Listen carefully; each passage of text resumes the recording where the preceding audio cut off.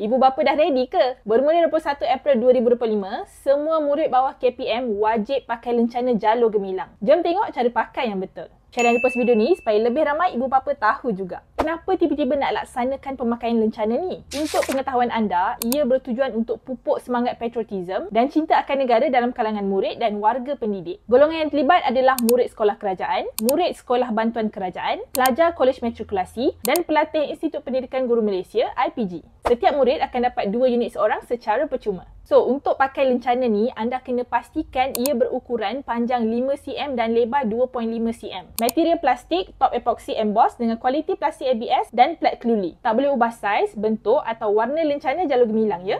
Untuk murid prasekolah, kena pastikan lencana dipakai di sebelah kanan dada, selari dengan tanda nama murid. Sama juga untuk kemeja, kena selari dengan tanda nama murid. Ini panduan pemakaian lencana untuk baju kurung dan pinafore tunik. Boleh pause untuk tengok lama sikit. Sama juga untuk tudung dan baju Melayu, kena selari dengan tanda nama murid.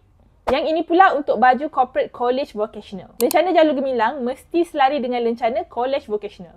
Anda rasa okey tak penetapan material lencana ni? Ada yang kata pin lencana berpotensi rosakkan kain pakaian dengan karat besi atau boleh akibatkan kecederaan jika tercucuk pin. Follow 1.my di semua media platform untuk info terkini, sahih dan terperinci setiap hari.